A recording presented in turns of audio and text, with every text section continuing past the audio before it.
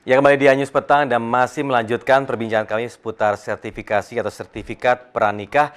Nah, tadi boleh mungkin dikasih tunjuk dulu ke pemirsa seperti apa contoh sertifikatnya ya Pak Umar ya. Ya, Seperti mungkin bisa langsung ya. di Baik. ke kamera. Nah, seperti itu. Coba mungkin Kita kamera bisa. menikah. Selamat Bapak Ibu. Oke, ini adalah contoh sertifikat seperti ini ya. Apa bukunya? Iya. Dan ini buku keluarga sakinahnya. Kalau saya baca di sini adalah diterbitkan oleh Badan Penasihat Pembinaan Pelestarian Perkawinan BP4 Provinsi DKI Jakarta. Nah, sebenarnya ini sudah ada kan memang sebelumnya buku ini kan Sudah ya? ada. Sudah ada kan Sudah ya? ada.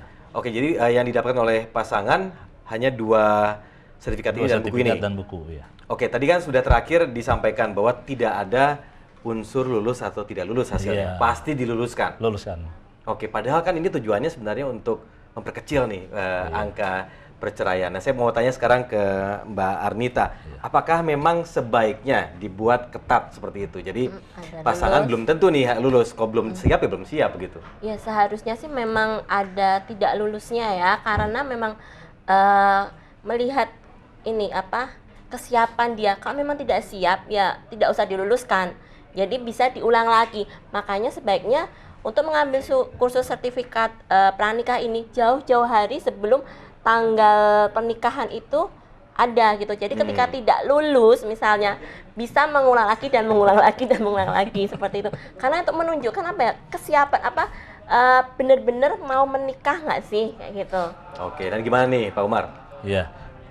Ya, belum arah ke sana, lulus atau nggak lulus. Iya. Yang penting bagi kewajiban kami, KUA seluruh Indonesia ya, berikanlah dulu sekuat-kuatnya, seluas-luasnya berikan dulu. Berikut dengan panduan-panduan buku dan sertifikatnya sudah serahkan sebagai tanda telah mengikuti pranikah. Oke. Itu baru Nah, sertifikat. khawatirnya mungkin seperti ini mungkin. Jika nih ada beberapa masyarakat beranggapan bahwa ini kalau misalnya hanya semacam formalitas saja, tidak akan memberikan pengaruh banyak terhadap menurunkan angka perceraian atau menurunkan angka kasus-kasus yang menyebabkan perpisahan. Nah, kira-kira sebanyak atau seserius apa kesiapan dari tim dari KUA sendiri agar bisa ini dilangsungkannya ya sekali jalan lulus tapi dengan cara yang baik dan juga hasilnya juga signifikan begitu. Iya, iya. Kalau kelulusan itu mungkin nanti kan kita perbaiki lagi, ke depan akan kita perbaiki, kesempurnakan lagi bagaimana upaya kita terus memaksimalkan agar persiapan betul-betul bagi pengantin ini betul-betul siap lahir dan batin. Tapi dari sisi tim di KUA sendiri, apakah memang sudah siap untuk memberikan tadi ada konseling, pelatihan dan lain-lain? Iya, kita kerjasama dengan Dinas Kesehatan untuk membicarakan cash flow-nya, kesehatan reproduksinya dengan ibu psikologi, dengan teman-teman, itu kerjasama kita. Masing tim ahli itu tim ahli dari berbagai bidang yang kita butuhkan di sini, kita undang mereka, kita undang. Oke, dan ini sudah dibicarakan dengan beberapa pihak begitu? Sudah berjalan. Sudah berjalan? Sudah berjalan. Dari puskesmas kita undang, untuk kesehatan, dari dinas kesehatan juga, dari psikolog emang agak jarang ini Bu. Padahal ini penting materi kita juga. Gitu. Oke, berarti menurut Mbak Arnita sendiri apa perlu memang dari psikolog sendiri juga dilibatkan banyak, khususnya kalau kita bicara KUA kan jumlahnya juga tidak sedikit di Indonesia ini. Jadi seperti ini ya, saya kasih contoh untuk daerah Jogja. Saya kan Ya. memang domisilinya di Jogja gitu kan. Di Jogja sendiri itu sebelum menikah mereka wajib ke psikolog dan psikolognya itu di setiap puskesmas itu ada. Jadi sebelum ke KUA mereka harus menunjukkan surat tanda tangan bahwa dia telah ke psikolog dan di situ dia diskonseling oleh psikolog. Jadi di KUA sendiri walaupun tidak punya mereka kan bisa merujuk ke rumah sakit, misalnya rumah sakit terdekat, misalnya seperti RSUD, Oke. itu pasti ada ini klinik untuk psikolognya seperti itu. Jadi bisa kerjasama dan berbagai macam sektoral gitu kan. Berarti kalau tujuannya memang jelas untuk memperkecil angka perceraian di Indonesia, berarti memang mekanismenya harus betul-betul detail Holistik dan holistik. dan juga holistik dan juga tentunya tidak hanya sifatnya formalitas begitu Pak ya, berarti. Iya, betul. Dan lebih dari 3 jam. Lebih dari 3 jam Iya, harusnya ya. Kalau 3 jam dengan materi 6 itu agak ini Terlalu ya. pendek ya. Iya, terlalu pendek. Hanya kulit luarnya aja sih. Oke, kira masukan dari Mbak Arnita kepada ya setidaknya untuk pelaksanaan ini nanti jelas dan juga berjalan dengan baik, apalagi harus ditambahkan? Jadi mungkin tidak hanya 3 jam, mungkin untuk pertama-tama bisa mungkin seharian gitu kan. Mungkin satu materi, misalnya materi hukum gitu, hukum pernikahan itu mungkin 2 jam materi. Jadi minimal sekali 6 jam. Jadi setiap materi itu ada 2 jam atau satu sesinya 2 jam seperti itu. Tapi nanti kelanjutannya mungkin bisa 5 kali pertemuan tapi di hari Minggu aja, karena kan mungkin ada pasangan yang sibuk bekerja. Nah, tadi sudah disebutkan pihak-pihak yang terlibat. Kira-kira siapa saja sih yang sebenarnya memang secara kontinu memang harus dilibatkan dalam sertifikasi ini? Pastinya pemuka agama ya, baik Islam, Katolik, Kristen, Hindu atau Buddha gitu kan. Karena untuk ini yang melihat dari sisi agamanya. Kemudian psikolog tentunya untuk lebih ke konseling pernikahan. Kemudian dokter untuk melihat untuk lebih ke reproduksinya, dokter atau bidan lah, itu tenaga kesehatan intinya. Tiga substansi profesi itulah yang mungkin intinya diperlukan. Oke, Pak Umar, kan ini masih berupakan wacana, tapi memang sudah dijalankan sebenarnya ya. Nah, kira-kira targetnya sudah ada informasi belum ini bakal resmi memang berlaku secara hukum begitu? Ya. Untuk kegiatan ini udah resmi, apalagi Dirjen Bimas Islam sudah mengeluarkan surat edaran itu di tahun 2009, malah udah cukup lama.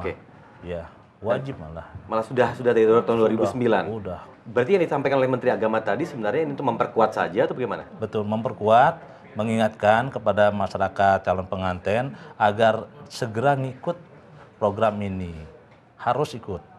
Oke. Nah, kira-kira ada pengumuman lagi nggak, konfirmasi kira-kira penguatan dari aturan ini sendiri? Apakah sudah disampaikan ke KUA-KUA di Indonesia? Iya, saya kira sudah disampaikan oleh pimpinan baik menteri maupun bidang URAE sudah menyampaikan ini ditekankan harus mengikuti. Lihat kondisi sekarang ini sudah sangat memprihatinkan, ditambah kondisi sekarang wajib mereka harus ikut. Ada catatan khusus misalkan kan tadi dianggap memprihatinkan nih. Iya. Berarti yang sudah berjalan di tahun 2009 apakah ada penambahan dari sisi materi atau misalnya ada juga memperkuat dari tim KUA untuk setidaknya melakukan sertifikasi ini dengan lebih serius mungkin misalnya? Ya betul, kita tangani ini lebih serius lagi, lebih matang lagi. Ya tentu mereka harus komitmen juga, tadi Pak Menteri sampaikan harus ada kesadaran dari mereka.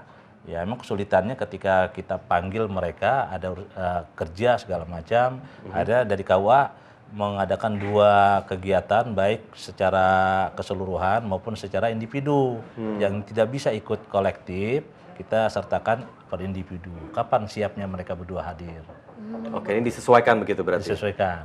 Dan ini masih sampai saat ini berlaku 3 jam begitu ya? Masih berlaku. Sementara baru saya. Kira-kira masukan dari Mbak Arnita tadi seperti apa? Kira-kira buat Pak Umar? Yang itu harus...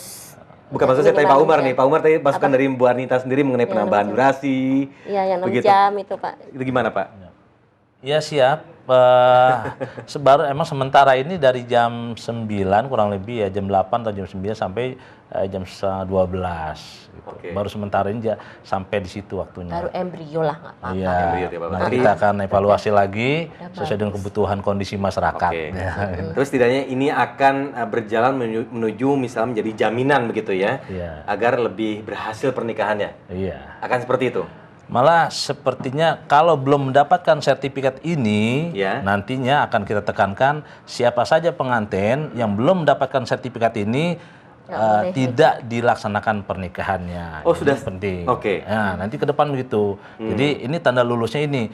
Bagi yang belum mendapatkan ini, maka pernikahannya bisa rencana pernikahannya bisa diulang atau ditunda. Dan ini sertifikat ini berlaku untuk seumur hidup. Satu saat nanti ketika umur nikah 15 atau 20 tahun, ini akan ada pemilihan ke keluarga teladan. Keluarga sakinah. Nanti ada pemilihan itu di masyarakat. Setelah berapa lama itu? Setelah umur nikah 15 atau 20 tahun, mereka mapan, tidak terjadi perceraian, akan tim dari kami kerjasama dengan kelurahan akan meneliti mana keluarga yang mendapatkan sertifikat. Baik, Pak Umar Fauzi dan juga Ibu Arnita Kusmaningrum, terima kasih banyak telah hadir bersama kami di sini. Dan pemirsa, kami akan kembali dengan informasi lainnya, salah satu informasi olahraga, yaitu gagal mendapat Cristiano Ronaldo, Manchester United mencoba menggait Gareth Bale. Selengkapnya, usai jeda berikut.